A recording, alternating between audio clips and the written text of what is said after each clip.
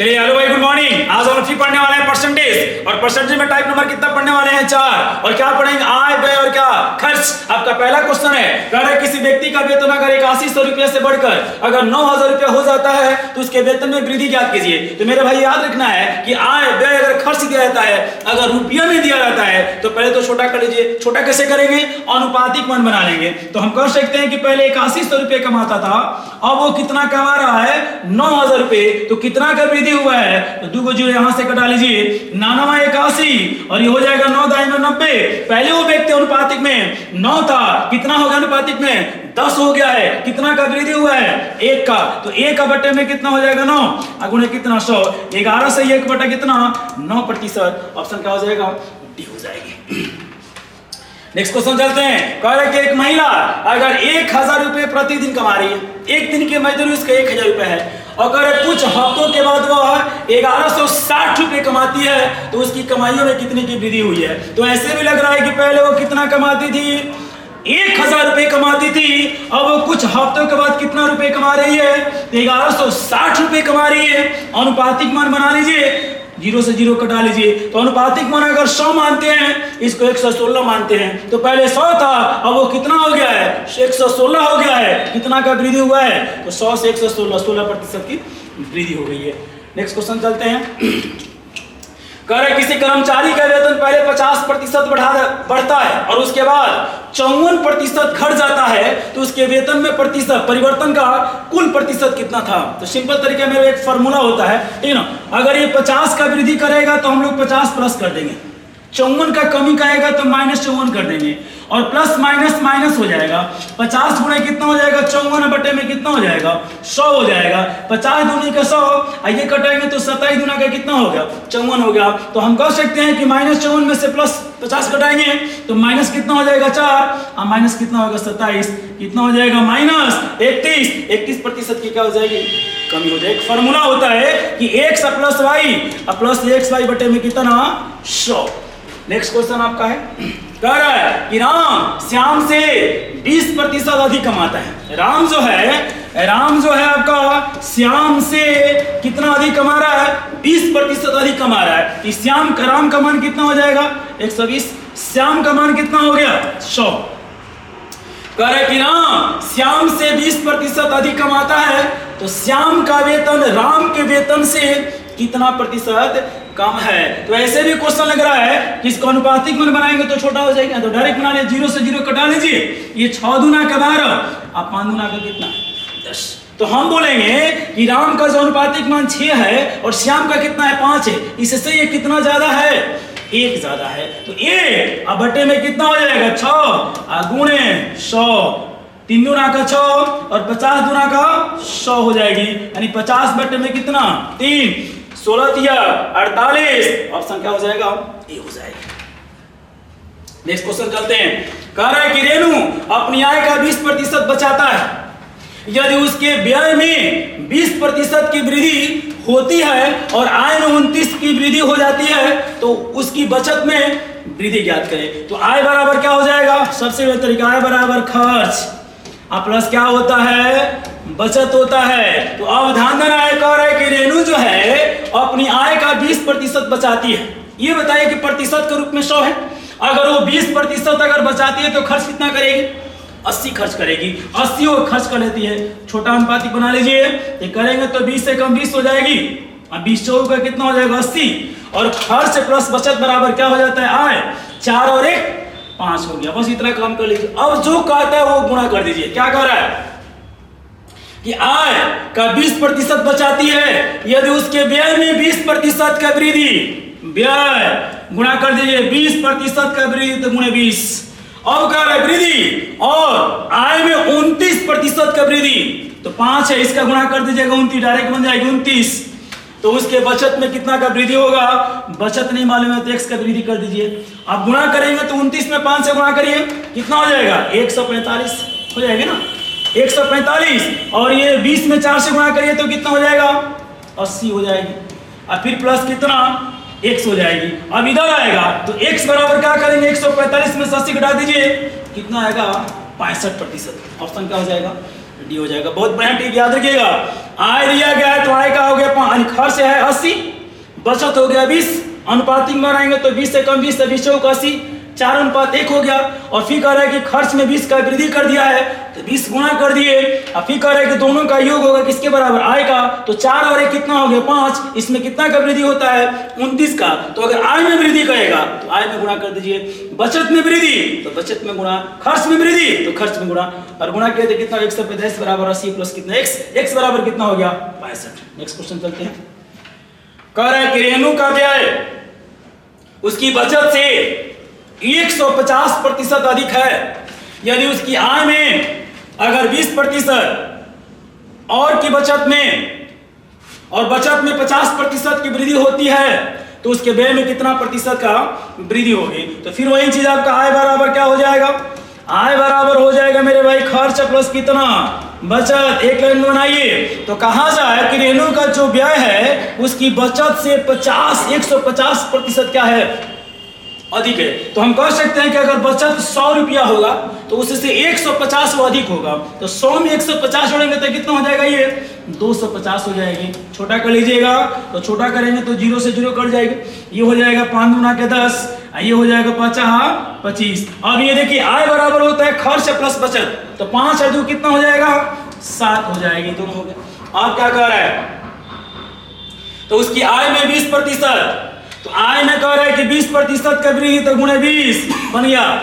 अब फिर कह रहा है कि बचत में 50% का वृद्धि, तो बचत में 50 का तो गुणे कितना हो जाएगा 50, और खर्च की कोई चर्चा ही नहीं है, खर्च का पूछ रहा है तो खर्च में कितना का वृद्धि करें गुणे कितना हो जाएगा x, तो गुणा करिए तो 7 गुना का 14, ये हो गया 140। अब बराबर इसमें गुणा करेंगे तो कितना हो जाएगा 5x प्लस ये करेंगे तो कितना हो जाएगा 100 हो जाएगी। तो 5x बराबर 140 में से 100 घटा लीजिए, कितना हो जाएगा आपका 40 हो जाएगा। x बराबर 8 × 5 40, 8%। ऑप्शन क्या हो जाएगा सी हो जाएगा।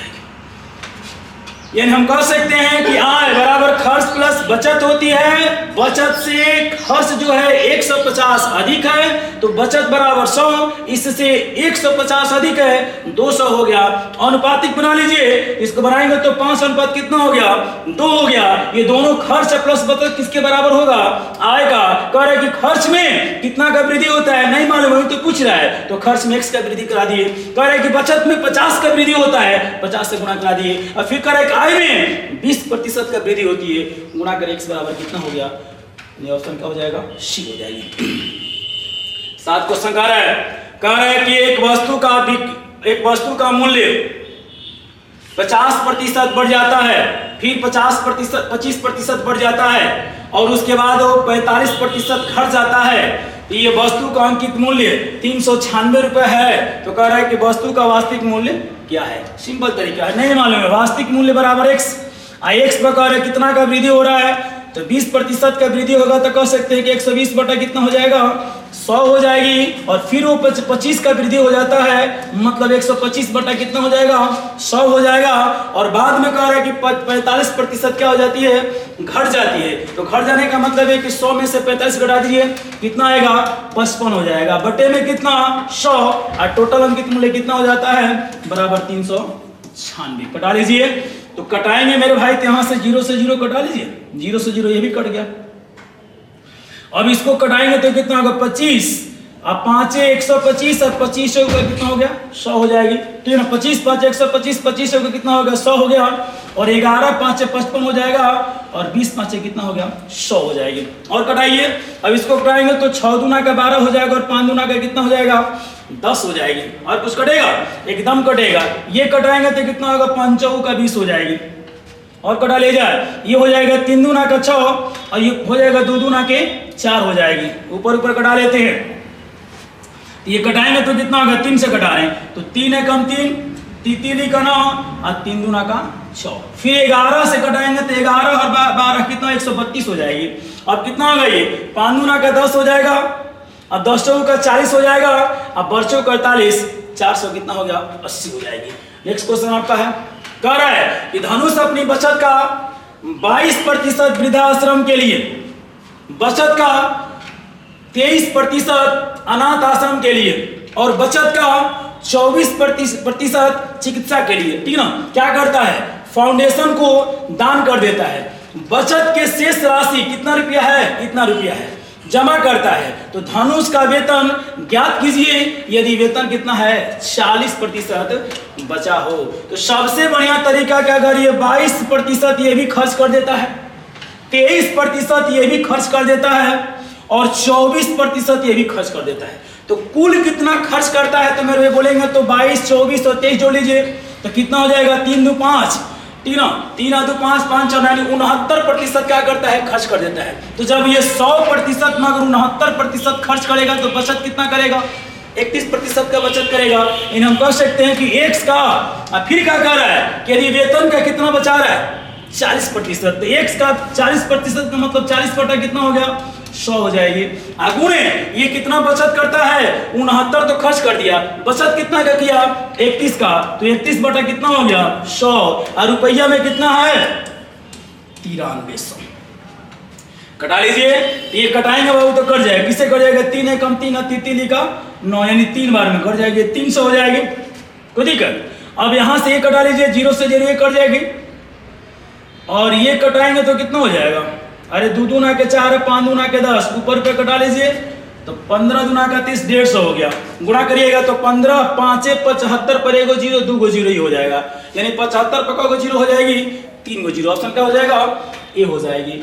नेक्स्ट क्वेश्चन आपका कह रहा है कि एक व्यक्ति अपने कुल आय का 40% भोजन पर, 40% भोजन पर, 20% मकान के किराए पर, 10% मनोरंजन पर और 10% परिवहन पर खर्च करता है। वह अपने मासिक वेतन का 1600 रुपये बचाता है, तो बताएं कि उसका मासिक वेतन क्या है। मेरे भाई सिंपल तरीका है, क्या कि व्यक्ति क्या करता है कि कंफर्म है कि जो कमाएगा तो कुछ खर्च करेगा, कुछ बचत करेगा। तो कुल कितना खर्च करता है, तो एक व्यक्ति अपने कुल आय का पहले तो 40% भोजन पर खर्च कर देता है, फिर कह रहा है कि 20% के मकान के किराए पर खर्च कर देता है, फिर कह रहा है कि 10% वो मनोरंजन पर भी खर्च कर देता है, फिर कह रहा है कि 10% वो परिवहन पर खर्च कर देता है। तो कुल कितना खर्च किया, तो 40 अभी 60 10 70 कितना 80 हो गया, तो प्रतिशत के रूप में 100 होगा। और जब 100% में अगर 80% खर्च करता है तो बचत कितना का करता है 20%, तो 20% का बचत करता है, और उसी 20% का संख्या में कितना है 1600 है, तो 20% पे कितना हो गया 1600 हो गया। एक पकड़ेंगे तो 1600 बटे में कितना 20 हो गया, आगुणे कितना 100, तो 0 से 0 कट जाएगी, 8 दूना का 16, यानी 8 पर 000 हो जाएगा, अर्थात 8 पर 000 का मतलब कितना, ऑप्शन क्या हो जाएगा सी हो जाएगी। नेक्स्ट क्वेश्चन कह रहा है, कह रहे कि एक व्यक्ति अपनी मासिक आय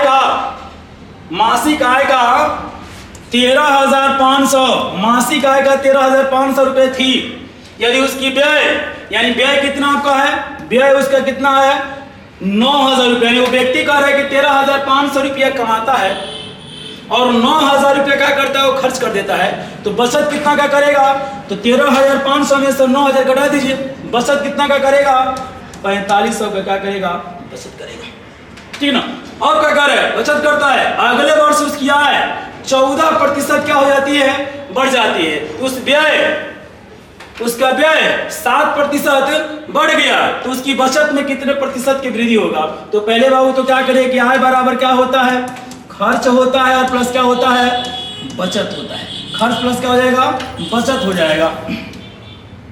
तो पहले इसको निकाल लीजिए, पहले छोटा करिए इसको, तो अनुपातिक में पहले छोटा करिए, इसको अनुपातिक रूप में अगर छोटा करेंगे तो कितना हो जाएगा आपका, तो 0 से 0 ये कटा लीजिए, 2 0 ये भी कट जाएगी, 5 से कटाते हैं तो हो जाएगा 5 दूना का 10 और 7 5 35 हो जाएगी। इसको करेंगे तो कितना होगा 18 5 90 हो जाएगी, यानी हम कह सकते हैं कि 18 5 90 हो जाएगा, और इसको कटाएंगे तो 9 5 कितना हो गया 45 और कटेगा, और कटने वाला है। ये हम कह सकते हैं कितना होगा 9 एकम 9 और 9 दूना 18 और 9 तिली 27। अगर इतना बराबर, तो हम कह सकते हैं कि आय बराबर खर्च प्लस बचत होता है। अब इतना काम छोटा कर लिया, अब हम बार बार बोलते हैं कि आय खर्च बचत को अनुपातिक मान में छोटा कर लीजिए, वृद्धि करते हैं तो डायरेक्ट आप गुणा करा दीजिए। अब क्या कर रहा है, कह रहा है कि आय में 14% का वृद्धि, बस कुछ मत करिए 14 से गुणा कर दीजिए। फिर कह रहा है उसके व्यय में 7%, व्यय का मतलब खर्च, 7% का मतलब 7 से गुणा कर दीजिए। ये कह रहा है कि बचत में कितने प्रतिशत की वृद्धि होगी, नहीं मालूम है तो कितना बोलेंगे, x वृद्धि कर दीजिए। तो 14 तिया कितना हो गया, 42 हो गया। इसको गुणा करेंगे तो कितना हो जाएगा, 7 दूना का 14 हो जाएगी। आइए कितना हो जाएगा, प्लस x। तो इधर आएगा 42 में से 14 घटा दीजिए, x बराबर कितना आएगा आपका 28%। ऑप्शन क्या हो जाएगा, डी हो जाएगी।